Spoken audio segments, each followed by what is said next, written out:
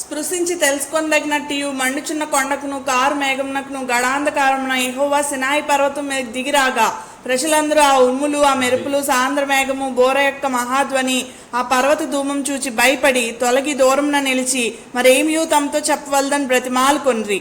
మరియు ఆ దర్శనం ఎంతో మిక్కిలి భయంకరంగా ఉన్నందున మోషే భయపడి వణుకుచున్నప్పటికీ ప్రజలందరి తరపున 40 పగళ్ళు 40 రాత్రులు నిర్విరామంగా నిరాటంకంగా నిద్రాహారాలు లేకుండా దేవుని చేవ్రాతతో వ్రాయబడిన రాతి పలకలను నిబంధన వాక్యములను తీసుకుని వచ్చిన జ్ఞాన సత్య స్వరూపమైన ధర్మశాస్త్రం గూర్చి ఈ 19వ సందేశంలో గమనిద్దాం. ప్రాముఖ్యమైన బైబిల్ సత్యాలు. ముఖాముఖిగా మానవునితో మొదలైన దేవుని సంబంధం పాపమును బట్టి అంతకంతకు దూరం జరుగుతూ దిగజారుతూ చివరికి ఈనాడు ఏ పరిస్థితుల్లో ఉంది అనంటే నిజ దేవుడు ఎవరనే ప్రశ్నకు దూరంగా, సృష్టికర్త ఎవరనేటటువంటి గ్రాహ్యానికి దూరంగా, రేపొద్దున మరణిస్తే మన భవిష్యత్తు ఏంటి అనేటటువంటి ఆలోచనకు దూరంగా ఆత్మీయమైనటువంటి ప్రమాణాల్లో దిగజారి నశిస్తూ వస్తుంది. ఇలాగున కొనసాగితే మానవ జీవితం ఏమవుతుంది? ఒకవేళ మరణం మానవ జీవితానికి ముగింపై మన జీవితం కూడా పశువుల్లా, పక్షుల్లా, మృగాల్లా మరణం తర్వాత చరిత్ర లేకపోతే పర్వాలేదు, కానీ మరణం మానవ జీవితాలకు ముగింపు కాదని, మరణం తర్వాతే అసలైన చరిత్ర ప్రారంభం కానుందని, ఆ ప్రారంభం కాబోయేటటువంటి చరిత్రకులో నువ్వు శ్రేష్ఠుడిగా, యోగ్యుడిగా, స్వర్గస్థుడిగా పరలోకంలో నివసించాలి, నరకం నుండి తప్పించుకోవాలి అనేటటువంటి ఉద్దేశాలు నీకుంటే నువ్వు బ్రతికితున్నటువంటి కాలంలోనే, ఈ భూమి మీద ఉన్నటువంటి కాలంలోనే నిజ దేవుని వైపు తిరగవలసినటువంటి అవసరం ఉంది. నీ సృష్టికర్త ఎవరనే గ్రహించవలసినటువంటి అవసరం ఉంది. రాబోయేటటువంటి ఆ భవిష్యత్తు కాలం కొరకు మంచి పునాది వేసుకోవాల్సినటువంటి కారణం ఉంది. ఇవన్నీ మానవ జీవితాల్లో ఉంటున్నా ఏమి తిందుమా, ఏమి త్రాగుదుమా, ఏమి ధరించుకుందుమా అని తినే తిండి గురించి, వేసుకునే బట్టల గురించి, ధరించుకునేటటువంటి సందర్భాల గురించి, ఇళ్ల గురించి, వాటి గురించి, వీటి గురించే మనుషుడు కాలహరణం చేస్తున్నాడు. మరణం తర్వాత నువ్వు ఎదుర్కోబోయేటటువంటి భయంకరమైన పరిస్థితి, అప్పుడు నువ్వు ఏడ్చినా పెడబొబ్బులు పెట్టినా ఏ విధమైనటువంటి ప్రయోజనం ఉండదు. అయితే దేవాది దేవుడు నిన్ను నన్ను ప్రేమిస్తున్నాడు. ఏదైనా వనములో ముఖాముఖిగా ఆయనకు ఆదాముతో సంబంధం ఉంది. తర్వాత కొంతకాలానికి ఎనోషు కాలం వచ్చేసరికి ప్రార్థన ప్రారంభమైంది. అంటే నేరుగా మనం ఆయన చూడలేం, అయితే ఆయన నామమును బట్టి ప్రార్థన చేసేటటువంటి అవకాశము. ఆ తర్వాత మనం చూస్తూ వస్తాం అబ్రహాం జీవితంలో ఒక స్నేహితుడు ఇంటికి వెళ్ళి వచ్చినట్టుగా చక్కగా అబ్రహాంతో దేవుడు సహవాసం కలిగి భోంచేసి మరి వెళ్ళి ఉంటున్నాడు. అలాగున మానవ జీవితాల్లో ఎప్పటికప్పుడు ఏదో ఒక రకంగా దేవుడు ప్రత్యక్షమవుతున్నాడు. దేవుడు నరునితో సహవాసం కలిగి ఉండాలనుకుంటున్నాడు. తన సహవాసం వల్ల మనల్ని ఆశీర్వదించాలనేటటువంటి అపేక్ష దేవునిలో అయితే ఉంటూ వస్తుంది. అయితే మానవుడు మాత్రం తనకేమీ అవసరం లేదన్నట్టుగా, తనకేది లేదన్నట్టుగా, తనకు అవసరం లేదన్నట్టుగా వ్యవహరిస్తూ వస్తున్నాడు. నిజానికి మనం అనుభవిస్తున్న ఫలవంతమైన ఋతువులు, మన హృదయంలో కలుగుతున్న ఉల్లాసము, మనం భూమి మీద అనుభవిస్తున్న ప్రతి మంచిది, శ్రేష్టమైనటువంటి ప్రతి సంగతి దేవుని వల్లనే మనకు సంప్రాప్తిస్తుంది. మనకి మేలు చేస్తున్నటువంటి దేవుని మరిచి మనకి తోచిందే దేవుడని, మనకి మంచి అనిపించిందే మార్గమని, లేకపోతే మనకు నచ్చిందే సత్యమనేటటువంటి అంధకారంలో కొట్టిమెట్లాడుతున్నటువంటి మానవులారా, ఆనాడు అలాంటి ఇశ్రాయేలీయుల ప్రజలకు సినాయి పర్వతం మీద 40 పగళ్ళు 40 రాత్రులు నిద్రాహారం లేకుండా నిరాటంకంగా నిర్విరామంగా మోషే దైవ సన్నిధిలో కూర్చొని ధర్మశాస్త్రాన్ని తీసుకొచ్చాడు. ఎందుకు ఆ ధర్మశాస్త్రము? దేవుని వాక్యం చెప్తుంది, దేవోక్తి లేని ఎడల జనులు కట్టు లేక తిరుగుతారంట, ఇష్టానుసారం తిరుగుతారంట. ఒకవేళ వివేకం కలిగి దేవుని వెతుకువారు కలరేమో అనే ఆకాశం నుండి చూసి నిన్ను నన్ను పరిశీలిస్తున్నాడు. నీకు తన వాక్కునిచ్చి ఆ వాక్కు ద్వారా నిన్ను నన్ను ఆశీర్వదింపజేయాలి. అలాగున మోషే ద్వారా దేవుడు ధర్మశాస్త్రాన్ని తీసుకొస్తే ప్రభువైన యేసుక్రీస్తు ద్వారా మరింత శ్రేష్టమైనటువంటి పరలోక మార్గాన్ని మనకు అనుగ్రహించి ఉంటున్నాడు. మరి ప్రాముఖ్యమైన బైబిల్ సత్యాల్లోని ఈ 19వ సందేశంలో మనము వినకపోవడము మీకు కొన్ని ప్రశ్నలు సంధించబోతూ వస్తున్నాను. మొదటిది ఏంటి అనంటే 40 పగళ్ళు 40 రాత్రులు ఉపవాసం ఉండినటువంటి 80 ఏళ్లకు పైబడినటువంటి వృద్ధుడు మోషే కొండ దిగి వచ్చి తప్పు చేసిన ఇశ్రాయేలీలను చితగొట్టించి వాళ్ళ చేత వాళ్ళు చేసుకున్న విగ్రహం యొక్క బూడిదను త్రాగించినంత శక్తి కనపరచగలిగాడు మోషే. అదే యేసు ప్రభు 40 పగళ్ళు 40 రాత్రులు ఉపవాసం ఉన్న తర్వాత 30 ఏళ్ల యవ్వనుడు ఆకలిగా ఉన్నాడు. కారణం ఏంటి?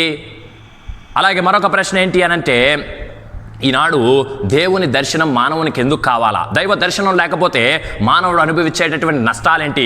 దైవ దర్శనం లేకపోతే మానవుడు ఏ విధంగా ఆత్మీయమైనటువంటి ప్రమాణాల్లో దిగజారిపోతున్నాడు? మూడవ ప్రశ్న ఏంటి అనంటే, ధర్మశాస్త్రాన్ని మోషే ద్వారా అంత ఉన్నతంగా దేవుడిచ్చినప్పుడు మరలా దేవాతి దేవుడు ఒక నరవతారిగా ప్రభువైన యేసుక్రీస్తు అనే నరుడిగా మరలా ఎందుకు భూమి మీదకి దిగాల్సి వచ్చింది? మరి ఈ ప్రశ్నలకు సమాధానం చూడగోరితే ఫేస్బుక్లో చూసేవారి పైన లింక్ని క్లిక్ చేసి పూర్తి సందేశాన్ని చూడండి. మనతో ఖచ్చితంగా దేవుడు ఈనాడు ఆయన దర్శనం మనకు ఎందుకు అవసరమో, ఆయన వాక్కు మనకు ఎందుకు అవసరమో, అదే విధంగా మనల్ని పవిత్రపరుస్తుందో, నిర్మలపరుస్తుందో చాలా స్పష్టమైనటువంటి విధానంలో ప్రభు బయలుపరచగోరుతూ వస్తున్నాడు. ఆమేన్. ప్రార్థన చేసుకుందాం. ప్రేమానమ్మగల మా ప్రియ పరలోకపు తండ్రి, ఘనమైన శ్రేష్టమైన ఉన్నతమైన నీ నామం కోరు కొందనాలు స్తోత్రాలు. నువ్వు మాకు అనుగ్రహించినటువంటి వాక్యంలోని ప్రాముఖ్యమైన బైబిల్ సత్యాలు ఈ సెషన్లో ఇప్పటి వరకు గత 18 సందేశాల్లో మీరు మాతో ఉండి మమ్మల్ని నడిపించిన విధానం అంతటి కోరు కొందనాలు స్తోత్రాలు. ఈ 19వ సందేశంలో మోషే ద్వారా అలనాడు మీరు అనుగ్రహించినటువంటి ధర్మశాస్త్రమును గురించి మేము చూడవలసి ఉంటుండగా, మాట్లాడవలసిన విధంగా మాట్లాడటానికి, వినవలసిన విధంగా వినేవారు వినటానికి ఈ సమయాన్ని మాకు మేలుకరంగా ఆశీర్వాదకరంగా ఉంచవలసిందిగా వేడుకుంటూ యేసు నామమున ప్రార్థించి బ్రతిమాలి అడిగి వేడుకుంటున్నాం తండ్రి. ఆమేన్. చూడండి, దేవుని వాక్యంలో నుండి నిర్గమకాండము 24వ అధ్యాయము 18వ వచనము. నిర్గమకాండము 24వ అధ్యాయము 18వ వచనం. ఇశ్రాయేలు ప్రజలు ఐగుప్తు నుండి బయలుదేరి వెళ్ళిపోయారు. వారి ముందు ఎర్ర సముద్రం 2 పాయలైపోయింది. కుడి ఎడమల నీరు తన సహజ స్వభావానికి భిన్నంగా గోడల వలె నిల్చుంటే అందులో బాప్తిసం పొంది వారు ముందుకు వచ్చేసి ఉంటున్నారు. ఆ తరువాత భూ సంబంధమైన ఆహారం వారికి లేకపోయినా ఆకాశమును తెరిచి ఆకాశ ధాన్యమును వారికి అనుగ్రహించి ఒక ఉన్నతమైన చరిత్రలో మునుపెన్నడూ మానవులు ఎరగనటువంటి విధానంలో, అద్భుతమైన ఆశ్చర్యకరమైన విధానంలో దేవుడు తన ప్రజలను ముందుకు నడిపిస్తూ వస్తున్నాడు. ఇప్పుడు ఈ ప్రజలకు దేవుడు ప్రాముఖ్యమైన సంగతినిస్తున్నాడు. చూడండి, నిర్గమకాండము 24వ అధ్యాయము 18వ వచనం. ఎక్సోడస్ 24:18. అప్పుడు మోషే ఆ మేఘములో ప్రవేశించి కొండ మీదకి ఎక్కెను. మోషే ఆ కొండ మీద రేయింబవళ్ళు 40 దినములుండెను. Day and night 40 days. 40 పగళ్ళు 40 రాత్రులు. అనేక మంది క్రైస్తవులు ఈనాడు 40 దినాలు ఉపవాసం ఉండేటటువంటి అలవాటు చేసుకుంటూ వచ్చారు. కారణం ఏంటి అనంటే, 40 పగళ్ళు 40 రాత్రులు కొండ మీద మోషే ఉండి ఏం తీసుకొచ్చాడు? ధర్మశాస్త్రాన్ని తీసుకొచ్చాడు. అలాగే పరిచర్య ఆరంభించక పూర్వం యేసు ప్రభు 40 పగళ్ళు 40 రాత్రులు ఎక్కడుంటూ వచ్చాడు? ఆయన కూడా అరణ్యంలో తన జీవితాన్ని గడుపుతూ వచ్చాడు సమయాన్ని. మరి ఇప్పుడు మనం చూడవలసినటువంటి సంగతి ఏంటి అనంటే, మనమేం చేయాలా? మోషే అలాగుం చేసి ధర్మశాస్త్రాన్ని తీసుకొచ్చాడు, యేసు ప్రభు అలాగుం చేసి. అయితే మోషే ఇలాగూ చేయండి అని చెప్పేసి వాళ్ళకి చెప్పలేదు, యేసు ప్రభు ఇలాగూ చేయండి అని అనలేదు. కొన్ని చేయొద్ది అని అనకపోయినా మనంతట మనం తీసుకోవాల్సిన నిర్ణయాలు ఉంటాయి. ఇప్పుడు ఎప్పుడైతే అతడు ఆ విధంగా పైకి వెళ్ళాడో ఏం జరిగింది? ఇదే నిర్గమకాండంలో మనం చూస్తూ వస్తాం. నిర్గమకాండము 31వ అధ్యాయము 18వ వచనం. మరియు ఆయన సీనాయి కొండ మీద మోషేతో మాట్లాడట చాలించిన తరువాత ఆయన తన శాసనములు గల 2 పలకలను, అనగా దేవుని వ్రేలితో వ్రాయబడిన రాతి పలకలను అతనికిచ్చెను. మొట్టమొదటిగా people are going to see the God's handwriting. దేవుని చేవ్రాత ప్రజలు చూడబోతూ వస్తున్నారు. దేవుని చేవ్రాత అవి ఎక్కడ చెక్కబడ్డాయి? రాతి మీద చెక్కబడుతూ వచ్చాయి. ఈ 40 పగళ్ళు 40 రాత్రులు అక్కడ ఉన్న తర్వాత ప్రాముఖ్యమైనటువంటి ఆజ్ఞలు దేవుని చేవ్రాతతో 2 పలకల మీద చెక్కబడుతూ వచ్చాయి. మనుషుడు అనుసరించవలసినవి ఆ రాయి ఎవరో కాదు, మన హృదయాలే. రాతి వంటి మానవ హృదయాలు దేవుని విరేలితో వ్రాయబడుతూ వస్తున్నాయి ధర్మశాస్త్ర కాలంలో.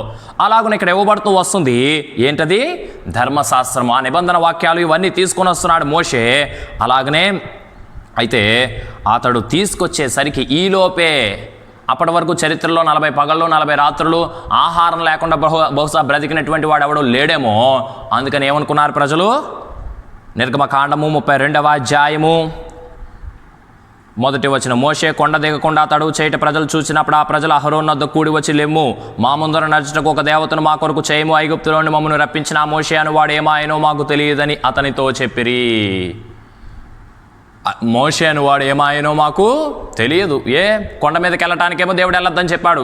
ప్రచన్నమైనటువంటి అగ్ని అక్కడ కండుతుంది, మండుతుంది. ఒక పక్కన కొండ, కారు మేఘం ఉంది, ఘడాంధకారం ఉంది. వెళ్ళేటటువంటి ధైర్యం ఎవరూ చేయలేరు. సరే, వెళ్ళినటువంటి మోషే ఏమవుతాడో చూడలేదు. 40 పగళ్ళు 40 రోజులు కూడా కనిపెట్టలేకపోయారు. ఏమయ్యాడో తెలియదు. మాకు ఇప్పుడు ఏం కావాలి? దేవత కావాలి. ఇందుకే దేవోక్తి అవసరం అనేది.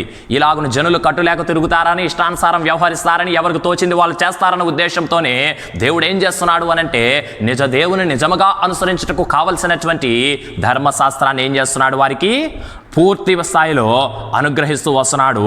చూస్తాం 15వ వచనం, నిర్గమకాండం 32వ అధ్యాయం 15వ వచనం. మోషే శాసనములు గల 2 పలకలను చేత పట్టుకుని కొండ దిగి వచ్చెను. ఆ పలకలు ఇరు ప్రక్కలను వ్రాయబడినవి, రిటన్ ఆన్ బోత్ సైడ్స్. దాన్ని ఇలా ఒక గోడకు పెట్టేయడానికి లేదు, ఎందుకంటే ముందు వ్రాసింది వెనకాల కనబడదు, 2 ప్రక్కల రాసి ఉంటున్నారు పలకలు. తర్వాత అవి ఈ ప్రక్కను ఆ ప్రక్కను వ్రాయబడి ఉండేను. ఆ పలకలు దేవుడు చేసినవి, ఆ పలకల మీద చెక్కబడిన వ్రాత దేవుని చేవ్రాత. పలకలను కూడా దేవుడే చేశాడు, దాని మీద చేవ్రాత కూడా ఆయనే వ్రాసి ఉంటున్నాడు. అయితే ఏం జరిగింది, కిందకు వచ్చి చూస్తాం 19వ వచనం. అతడు పాలెమునకు సమీపింపగా ఆ దూడను వారు నాట్యమాడుటను చూచినందుకు మోషే కోపం మండెను. అతడు కొండ దిగువను తన చేతుల్లో నుండి ఆ పలకలను పడవేసి వాటిని పగలగొట్టెను. చాలా జాగ్రత్తగా మనం ఆలోచించాలి. దేవుడు చేసిన పలకలు, దేవుని చేవ్రాతతో వ్రాయబడినటువంటి పలకలు, నిబంధన వాక్యాలు, ఆజ్ఞలు ఏం చేయబడ్డాయి, పగలగొట్టబడ్డాయి. ఈనాడు మానవ జీవితాలు ఆ విధంగానే ఉన్నాయి. రాతి వంటి మన హృదయాల మీద దేవుడు వ్రాస్తున్నాడు. అది మెత్తని గుండెగా చేయబడకపోతే ఆ పలకలు పగిలినట్టే. అవును, వాటిని దేవుడే చేశాడు. అలాగే నీ హృదయాన్ని కూడా, నన్ను కూడా దేవుడే చేశాడు. తాను చేసిన పలకలు, తన చేవ్రాతితో వ్రాయబడినటువంటి పలకలు పగలగొట్టబడేటట్టుగా మోషే కోపం ఇశ్రాయేలీయుల మీద మండింది. వారు చేస్తున్నటువంటి తప్పులను బట్టి. దేవుని మీద కాదా కోపము. అలాగే నా జీవితాలు గనక ఆజ్ఞాపూర్వకంగా రాతి వంటి విధంగానే కొనసాగితే ఒక రోజున అవి ఏమవుతాయి, పగలగొడబడతాయి. అందుకనే ఎహెచ్కేల్ గ్రంథం 36వ అధ్యాయం 26లో మనం చూస్తాం, నూతన హృదయం నీకు ఇచ్చేదను, నూతన మనసు నీకు కలగజేసేదను, రాతి గుండెను నీలో నుండి తీసివేసి మాంసపు గుండెను నీకిచ్చేదను. ప్రజలు చేసినటువంటి పనులకు ఆ రాతి పలకలు నాడు పగలగొట్టబడుతూ వచ్చాయి. ఆ తర్వాత చూడండి మోషే ఏం చేస్తూ వచ్చాడో. 20వ వచనం. మరియు అతడు వారు చేసిన ఆ దూడను తీసుకుని అగ్నితో కాల్చి పొడి చేసి నీళ్ళ మీద చల్లి ఇశ్రాయేలీయుల చేత దాన్ని త్రాగించెను. ఇప్పుడు 40 పగళ్ళు 40 రాత్రులు మోషే అని వాడు ఏమాయనో తెలియదు, నిద్రాహారాలు లేవు, ఏమీ లేవు కదా. ఎంత బలహీనంగా ఉంటుంది ఒక మనిషి పరిస్థితి ఉపవాసం ఉన్న తర్వాత.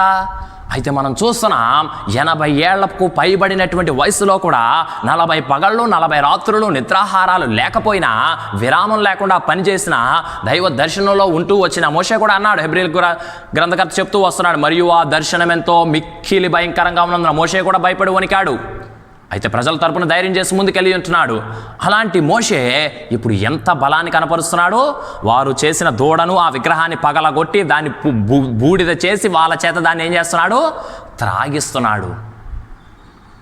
మరి ఇప్పుడు క్రొత్త నిబంధనకు వచ్చేసరికి మనం చూస్తాం మత్తయి సువార్త 4వ అధ్యాయము 2వ వచనము. సరిగ్గా మోషే ఏ విధంగా అయితే 40 పగళ్ళు 40 రాత్రులు అక్కడ ఉంటూ వచ్చాడో, అలాగే మన ప్రభువైన యేసుక్రీస్తును కూడా మనం చూస్తాం ఇక్కడ. మాథ్యూ 4:2. 40 దినములు 40 రాత్రులు ఉపవాసం ఉండిన పిమ్మట ఆయన ఆకలి గొనగా. 40 పగళ్ళు 40 రాత్రులు ఉపవాసం తర్వాత మోషే ముఖ ప్రకాశంతో వచ్చాడు. అక్కడ వాళ్ళు చేసిన దూడన పగలగొట్టి వాళ్ళ చేత త్రాగించేటంత బలాధిక్యాన్ని ఒక వృద్ధుడు కనపరిచాడు. ఇప్పుడు 30 ఏళ్ల యవ్వనుడైనటువంటి ప్రభువైన యేసుక్రీస్తు 40 పగళ్ళు 40 రాత్రులు ఉపవాసం ఉండిన పిమ్మట ఆయన ఏమయ్యాడు, ఆకలిగా ఉన్నాడు. శోధకుడు వచ్చాడు, ఆయన్ను శోధిస్తూ వస్తున్నాడు. ఎందుకు ఆకలిగా ఉన్నాడు, మోషే ఎందుకు అటువంటి బలాధిక్యాన్ని కనపరిచాడనేసి చెప్పకముందు చూడండి, అది కూడా చూద్దాం. హెబ్రీయులకు రాసిన పత్రిక 2వ అధ్యాయము 18వ వచనము. హెబ్రీయులకు రాసిన పత్రిక 2వ అధ్యాయము 18వ వచనం. హీబ్రూస్ 2:18. ఇక్కడ ఏం రాయబడిందంటే, తాను శోధింపబడి శ్రమ పొందెను గనుక శోధింపబడి వారికి సహాయము చేయగలవాడై ఉన్నాడు. ఈరోజు మోషే కనపరుస్తున్న బలం మోషేది కాదు. మోషేకి వచ్చింది శోధన, ఈయనకి వచ్చింది శోధన. ఆ శోధన ఏంటి, 40 పగళ్ళు 40 రాత్రులు నిరాటంకంగా నిర్విరామంగా ఆహారం లేకుండా వారు ఏం చేయాలి, ఆయన సన్నిధిలో గడుపుతూ రావాలి. ఈయనేమో కొండ మీదకి గడిపాడు, ఈయనేమో అరణ్యంలో గడిపాడు. ఈయన ఎక్కినటువంటి కొండ మీద దేవుని ప్రకాశం ఉంది, దేవుని వెలుగుంది, మహామహిమ ఉంది. ఈయన వెళ్ళినటువంటి అరణ్యంలో క్రూర జంతువులు, పక్షులు, సర్పాలు ఇవన్నీ ఉంటూ వచ్చాయి. ఈయనేమో ఆకలి కొన్నాడు, ఆయనేమో బలాన్ని చూపిస్తున్నాడు. యవ్వనుడేమో ఆకలి కొనడం ఏంటి, వృద్ధుడు బలాన్ని చూపించడం ఏంటి. యేసు ప్రభు శోధింపబడినప్పుడు ఆయన ఏం పొందాడంట, శ్రమ పొందాడు. ఈనాడు యేసు నామమున అడుగుచున్నాం తండ్రి అని నువ్వు ప్రార్థించగానే నీకు దేవుడు సహాయం చేయటానికి కారణం తెలుసా, నువ్వేదో అర్హుడు అని కాదు, లేకపోతే ఆయన గొప్పవాడు కాబట్టి ఆయన సహాయం చేయగలడు కాబట్టి చేయటం కాదు. నిజానికి నేరుగా వచ్చేటటువంటి దేవుని ఆశీర్వాదానికి మానవ జీవితాలు ఏమాత్రం అర్హమైనవి కావు. కానీ అర్హత లేని మనలను అర్హులుగా చేయటానికి ప్రభువైన యేసుక్రీస్తు ఏం చేశాడంటే తన జీవితంలో తాను ఎదుర్కొన్న ప్రతి శోధనలో ఆయన ఏం పొందాడు? దేవుని సహాయాన్ని పొందలేదు, ఆయన ఏం పొందాడు? శ్రమ పొందాడు. అలాగున ఆయన శ్రమ పొంది ఏం చేశాడు? ఆయన ఈరోజు నీకు నాకు శోధన వచ్చింది కనుక శోధింపబడు వారికి శోధన రాకుండా ఏమి ఉండదు. అయితే శోధనతో పాటు తప్పించుకునే మార్గమును కూడా ప్రభువు నీ ముందు కలగజేస్తున్నాడు. ఎలాగో కలగజేస్తున్నాడు? ఆయన తెలివైనడు అంటే కలగజేస్తున్నాడు అని అనొద్దు. ఆయనేమి నీతి తప్పేవాడు కాదు, న్యాయాధిపతి ఆయన. మరి న్యాయాధిపతిగా ఉన్న దేవుడు పాపంతో పతనమైనటువంటి మన జీవితాలకు తన శక్తిని కుమ్మరించడానికి గల కారణం ఏంటి? తాను పొందవలసిన శక్తి అది. ఇప్పుడు ఇద్దరున్నారు, ఇద్దరికి ఆకలేస్తుంది, ఆహారం ఒకటే ఉంది, ఒకరి కడుపు మాత్రమే నిండుతుంది. ఒకరు మార్చుకొని మరొకరికి త్యాగ సహితంగా ఇచ్చేటటువంటి ఉన్నతమైన ప్రేమది. నువ్వు శోధింపబడినప్పుడు శ్రమ పొందెను. ఆయన 40 పగలు 40 రాత్రులు ఉంటే ఒక మనిషి ఎలాగైతే బలహీనమైపోతాడు అయిపోయాడు, మోషే మాత్రం 80 ఏళ్ళ వృద్ధుడైన అలాగ బలహీనుడు కాలే. ఈనాడు నా జీవితంలో ప్రభు అట్టి శక్తిని నింపగోరుతూ వస్తున్నాడు. ఒకవేళ మనం అటువంటి శక్తి పొందట్లేదు అని అంటే అది నీలో నాలో ఉన్న పొరపాటేమో కానీ ఆయనదేమీ కాదు. తాను శోధింపబడి తాను పొందిన దెబ్బల చేత స్వస్థత కలిగే మనకు. తాను ఆ సిలువలో పొందినటువంటి గాయాలు, తన జీవితం, తన ప్రశస్తమైన జీవితాన్ని బట్టి నువ్వు నేనేం చేయబడుతున్నాం? స్వస్థపరచబడుతూ వస్తున్నాం. అది దేవుని సహాయం యొక్క విలువ. ఇది నాడు అనేకులు గుర్తెరగట్లేదు కాబట్టి దేవునికి ఏదో ఉంది ఇస్తున్నాడు, లేకపోతే ఆయన ఏదో చేస్తున్నాడనే తలస్తున్నారు తప్ప ఇందులో దేవుని శక్తి దాగుంది. సరే, ఇప్పుడు ఉపవాసం అనేటటువంటి మాటకు మనం వస్తే మత్తయి సువార్త 9వ అధ్యాయము 14-15 వచనాలు. అప్పుడు యోహాను శిష్యులు ఆయన యొద్దకు వచ్చి, పరిసయ్యులను మేమును తరచుగా ఉపవాసం చేయుచున్నాము, కానీ నీ శిష్యులు ఉపవాసం చేయరు, దీనికి హేతు ఏమని ఆయనను అడగగా. క్రొత్త నిబంధనకు మొట్టమొదటి వ్యక్తి యోహాను. ఇప్పుడు ఆ యోహాను శిష్యులు ఉపవాసం చేస్తున్నారు. అంతకుముందు మోషే శిష్యులు అని చెప్పుకుంటున్నటువంటి వాళ్ళు కూడా ఉపవాసం చేస్తున్నారు. Now the disciples of Moses and John are fasting, but the disciples of Jesus Christ are not fasting. వాళ్ళకి ఉపవాసం చేయట్లేదు. వాళ్ళకి అనుమానం వచ్చింది, ఇదేంటిది మనం ఉపవాసాన్ని ఇంత ప్రాముఖ్యంగా భావించి చేస్తున్నాం, but these man who claim himself as a son of God, దేవుని కుమారుడు అని చెప్పుకుంటున్నాడు, ఏం చేశాడు? ఈయనేమి ఉపవాసం చేయట్లేదు. వచ్చి అడిగారు. యేసు ప్రభు ఏమన్నాడు? 15వ వచనం, యేసు పెండ్లి కుమారుడు తమతో నుండి కాలమున పెండ్లి ఇంటి వారు దుఃఖపడగలరా? ఉపవాసం అనేటటువంటిది నువ్వు కోరుకున్నప్పుడు చేసేటటువంటిది కాదు, లేకపోతే నువ్వు ఒక ప్లాన్ చేసుకొని డిజైన్ చేసుకొని చేసేటటువంటిది కాదు. అది పాత నిబంధన కాలం. ఏంటి? ఉపవాస దినాన్ని చాటించండి అని చెప్పేసి. పెండ్లి కుమారుడు, పరిస్థితులు బాగున్నాయి, సంతోషకరమైనటువంటి సమయం, నువ్వేమి ఆచారయుక్తంగా వెళ్ళి ఉపవాసం చేయవలసిన పని లేదు. అది నామకార్థమైనటువంటి భక్తి అవుతుంది. పెండ్లి కుమారుడు వారి యొద్ద నుండి కొనిపోబడు దినములు వచ్చును. There are going to come in the days in your life. వస్తారు. ఎలాంటి రోజులు వస్తాయి? పెండ్లి కుమారుడు వెళ్ళిపోతాడు, అప్పుడు వాళ్ళు ఉపవాసం చేస్తారు. చేశారా యేసు ప్రభు శిష్యులు? ఉపవాసం చేశారు. వాళ్ళు అసలు భోజనం చేయడానికి కూడా ఖాళీ లేదు. ఒకసారి ఒక్కొక్క మీటింగ్లో వాళ్ళు దాన్ని ఏం ప్లాన్ చేయలేదు, డిజైన్ చేయలేదు. ఆ పరిస్థితి ఏం చేసింది? వారిని ఏం చేసింది? ఆకలి దప్పుల వైపు నడిపించింది. అప్పుడు కూడా వారు ఏం చేశారు? నిరాటంకంగా పరిచర్యలో కొనసాగించారు. కాబట్టి ఉపవాసం అనేటటువంటిది, చాలామంది ఉపవాసం చేసి దేవుని కొరకు ఏదో చేసినట్టుగా, ఇక ఉపవాసం చేశాం కాబట్టి దేవుడు ఇనేయాలి అన్నట్టుగా ఆలోచిస్తూ వస్తారు. అందుకని యేసు ప్రభువు ఏమి ఇక్కడ కాదు, యెషయా గ్రంథం 58వ అధ్యాయంలోనే ఆయన చెప్తూ వచ్చాడు. చూడండి, ఐజయా 58. చాలామంది ఈనాడు ఉపవాసం ఉండి దానివల్ల దేవుడు ఇంకా ఇది జరగాలి అని కోరుకుంటూ వస్తున్నారు. అలాగే ఏం జరగటం లేదు లోకంలో, మనం చూస్తున్నాం. ఏమైనా జరుగుతుందా? దేన్ని ఆపలేకపోతున్నారు. ఈనాడు కొన్ని వ్యాధులు వస్తున్నాయి. స్వస్థత అనే పేరు ప్రకటింపబడినటువంటి వారు, లేకపోతే అని ప్రకటించుకున్నటువంటి వారు ఉపవాసాల ద్వారా కానీ ప్రార్థనల ద్వారా కానీ ఏమీ చేయలేకపోతూ వస్తున్నారు. ఏ కారణం ఏంటి? యెషయా గ్రంథము 58వ అధ్యాయము 5వ వచనం, అట్టి ఉపవాసము నాకు అనుకూలమా? మనం చేసే ఉపవాసాలు చాలాసార్లు దేవునికి అనుకూలమైనవేమీ కానే కావు. ఆ తర్వాత ఆయన చెప్తున్నాడు, ఇదియే కదా నాకు ఇష్టమైన ఉపవాసం. 7-8 వచనాల్లో కింద ఏంటది? నీ ఆహారము ఆకలి కొనిన వారికి పెట్టుటయు, నీ రక్త సంబంధికి ముఖము తప్పింపకుండేటియు. ఆహారం ఉంది. యేసు ప్రభు చేశాడు ఇలాంటి ఉపవాసం. ఏంటి? తాను శోధింపబడినప్పుడు శ్రమ పొందాడు, శోధింపబడి వారికి సహాయం చేశాడు. అలాగున కొన్నిసార్లు ఆహారం ఒకటే ఉంటుంది, ఇంకొకరు కడుపు నింపితే మన కడుపు కాలుతుంది. అలాంటి ఉపవాసం ఏనాడైనా నువ్వు చేసావా? అది దేవుడు ఏర్పరచుకున్న ఉపవాసం. తర్వాత నీ రక్త సంబంధికి ముఖం తప్పింపకుండా, నీ రక్త సంబంధం వచ్చాడు సహాయం చేయమని చెప్పేసి, వానికి సహాయం చేస్తే నువ్వు ఇబ్బందులోకి వెళ్తావు తెలుసు నీకు, అయినా కూడా సహాయం చేశావు. మేలు చేయటం నీ చేతనైనప్పుడు దాన్ని పొందదగిన వానికి ఏం చేయొద్దు, మేలు చేయకుండా వాడు పొందదగిన వాడు, అయితే నువ్వు ఇబ్బంది పడతావు అయినా చేస్తావు, అది ఉపవాసం. దిక్కుమాలిన బేదలను ఇంట చేర్చుకున్నట్టు, వస్త్రహీనుడిని కనబడినప్పుడు వానికి వస్త్రములు ఇచ్చుటయు, ఇదియే కదా నాకు ఇష్టమైన ఉపవాసం. వానికి దిక్కు లేదు, వాని నువ్వు చేరదీసావు. అంటే సోషల్ సర్వీస్ అని కాదు, ఆత్మీయంగా అనేకులు దిక్కులేని పరిస్థితుల్లో ఉన్నారు, అది చేసిన. అలాగే వస్త్రాలు, కొంతమందికి చెప్పుకోవడానికి ఏ మంచి పనులు లేవు. వస్త్రాలు అంటే ఏంటి, మన పైకి కనిపించేవి, లోపల ఏమన్నా దాగి కనబడేవి. అలా కొంతమందికి ఏం కనబడతాయి, ఇది కట్టించామండి ప్రభు కొరకు, అది చేస్తామండి, లేకపోతే ఇంతమందికి భోజనాలు పెట్టామండి, ఇవన్నీ కనబడతాయి. ఇలా చెప్పుకోవడానికి కొంతమందికి ఏమీ ఉండదు. అలాంటి వారిని కూడా నువ్వు ఆదరిస్తే, ఇదే కదా నాకు ఇష్టమైన ఉపవాసము, చేస్తున్నామా అలాంటి ఉపవాసము? లేకపోతే యోహాను శిష్యులు అడుగుతున్నారే, మేము తరచు ఉపవాసం ఉంటాం. And the disciples of Pharisees, వాళ్ళు నామకార్థమైన భక్తులు, వాళ్ళు ఉపవాసం ఉంటారు, ఈ సంఘం ఉపవాసం ఉంటుంది, ఆ సంఘం ఉపవాసం ఉంటుంది. What about the disciples of Jesus Christ? ఈయనేమో దేవుని కుమారుడు అంటున్నాడు, వీళ్ళ శిష్యులు యేసుప్రభు అన్నాడు, ఏమన్నాడు, యోహాను తినకయు త్రాగకయు వచ్చిన కనుక వీడు దెయ్యం పట్టిన వాడు అని అన్నారు. మనుష్య కుమారుడు తినుచూ త్రాగుచూ వచ్చిన కనుక వీడు తిండిపోతును సొంకర్లకును పాపులకును స్నేహితుడు అని అన్నారు. మనుషులు ఏమి ఎలాగున్నా అంటారు, ఉపవాసం ఉన్నా అంటారు, మామూలుగా ఉన్నా అంటారు, అనడం మానరు. అయితే నువ్వు చేయవలసింది ఏంటంటే, దేవుడు ఏర్పరచుకున్న ఉపవాసం చేయి, ఉపకారము చేస్తూ నివసించు. మరొకసారి మీకు చెప్పకూరుతూ వస్తున్నాను, ఈ మాటలు బట్టి మనకు అర్థం చేసుకోవాల్సిందంటే, ఉపవాసం అంటే ఉపకారము చేస్తూ నివసించడం ఉపవాసం. అవసరమైతే దాని కొరకు నువ్వు పస్తులుంటే అది దేవుని దృష్టికి యోగ్యమైనది, దేవుని దృష్టికి అంగీకారమైనది. అయితే మనం ఏర్పరచుకున్న ఉపవాసాలు ఎలా ఉంటాయి? యేసు ప్రభు చెప్తున్నాడు, మీరు ఉపవాసం ఉన్నప్పుడు ఏమలా ఉండద్దు. చూడండి, చాలా సందర్భాలు ఉన్నాయి, దుఃఖముఖులై ఉండద్దు, మనుషులకు కనబడాలని, లేకపోతే నేను ఇంత ఉపవాసం చేస్తానని. చాలాసార్లు చాలామంది వాళ్ళు చేసే ప్రార్థనలు, వాళ్ళు చేసేటటువంటిది ఇతరులకు కనబడాలని చేసేవారుగా ఉంటూ వస్తారు. అందువల్ల ఏం పొందలేకపోతున్నారు వాళ్ళు? పరలోకము నుండి ప్రతిఫలం పొందలేకపోతున్నారు. తిండి తినకుండా చేయవలసిన ఉపవాసాలు కావు. చూడండి, మార్కు సువార్త 8వ అధ్యాయం 3వ వచనం, నేను వారిని ఉపవాసముతో తమ ఇండ్లకు పంపివేసిన ఎడల. ఎస్, ప్రార్థన లేట్ అయినప్పుడు ఉపవాసమే. అప్పుడు ఉపవాసం అనుకో, ప్రార్థన లేట్ అయింది ఎందుకు ముగించట్లేదు అని అనుకోవద్దు. ఓహో ప్రభు నాకు ఇప్పుడే ఏర్పరిచాడు ఉపవాసం, నేను ఉపవాసం ఉంటానని అనుకో. కానీ ప్రభు ఏమన్నాడు, నేను వారిని ఉపవాసముతో తమ ఇండ్లకు పంపివేసిన మార్గంలో మూర్చబోదురు. వారు ఏమవుతారు? మార్గంలో మూర్చబోతారు. ఇదేంటిది, మార్గంలో మూర్చపోకుండా దేవుడు తన శక్తిని కుమ్మరించవచ్చు కదా.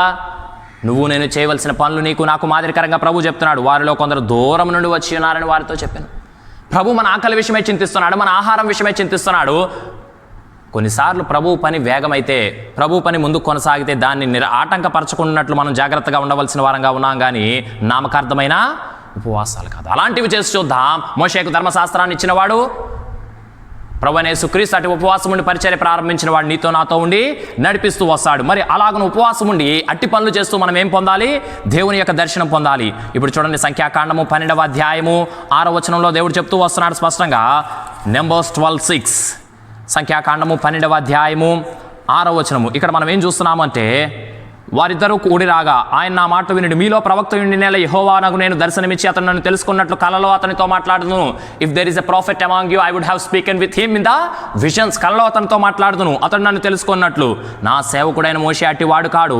8వ వచనం, నేను గూఢభావములతో కాదు దర్శనమిచ్చి ముఖాముఖిగా అతనితో మాట్లాడుదును. ఇలాంటి ఉపవాసం నువ్వు చేస్తే, ఇలా దేవుని దృష్టిలో యోగ్యుడిగా నువ్వు నిలబడితే, God will speak to you face to face. ముఖాముఖిగా దేవునితో నువ్వేం కలిగి ఉంటావు?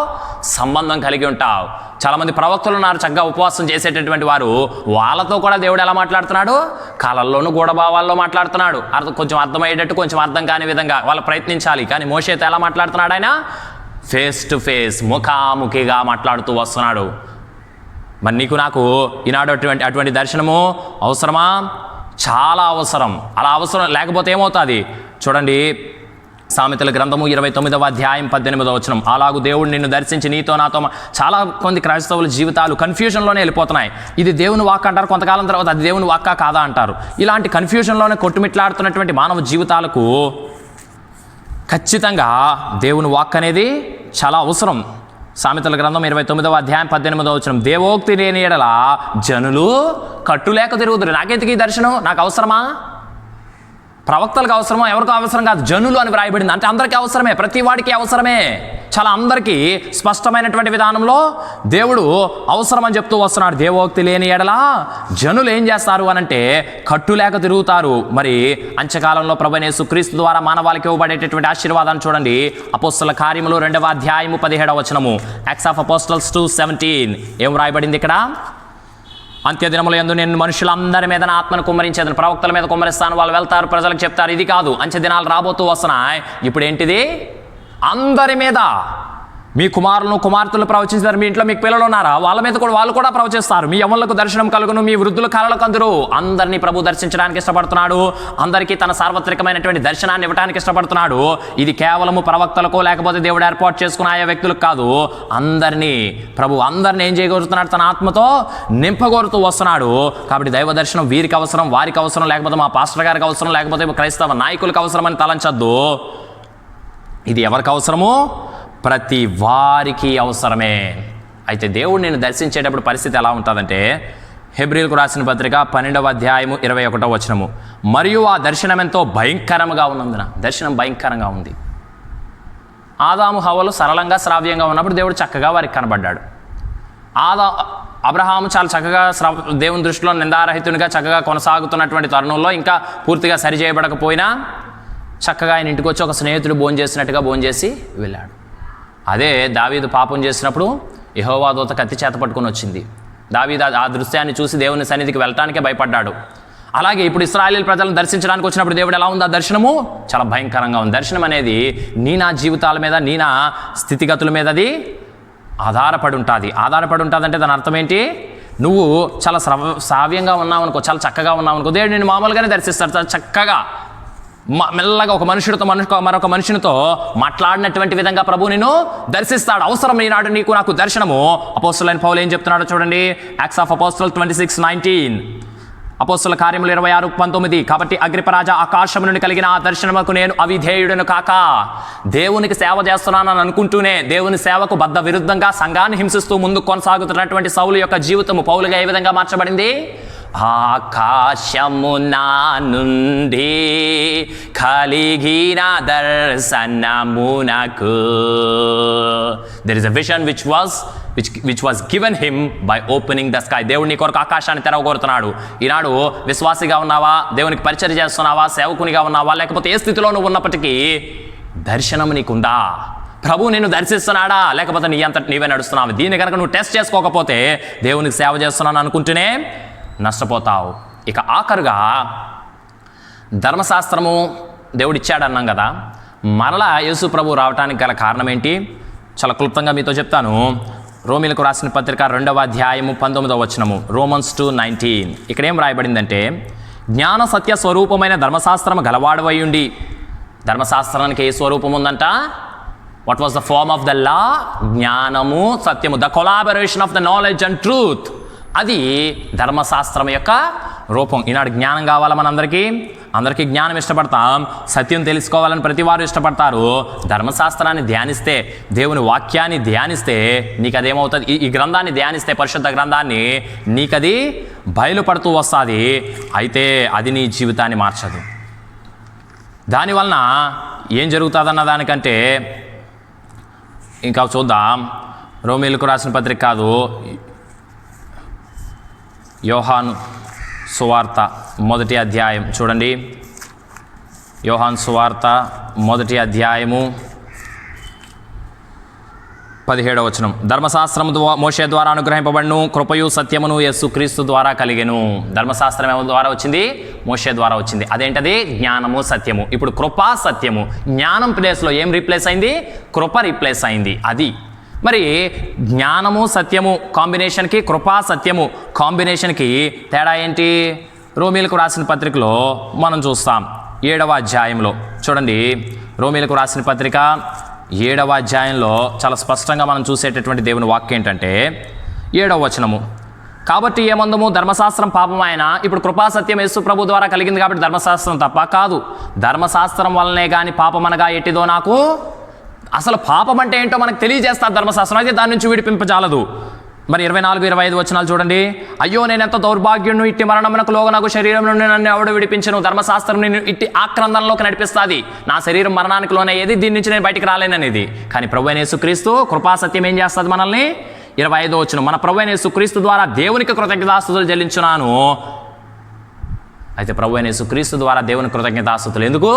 ఈ మరణ వేదన నుండి, ఈ పాప మరణ నియమం నుండి మనల్ని ఏం చేస్తున్నాడు ప్రభు? బయటికి తీసుకొని వచ్చేస్తున్నాడు. ధర్మశాస్త్రం దేనిని చేయి జాలకపోయినో దాన్ని క్రీస్తు చేసినంటే అదే అర్థము. ధర్మశాస్త్రము ఇది తప్పు అని చూపిస్తుంది, ఆ తప్పు నుంచి విడిపించేది ప్రభువైన యేసుక్రీస్తు.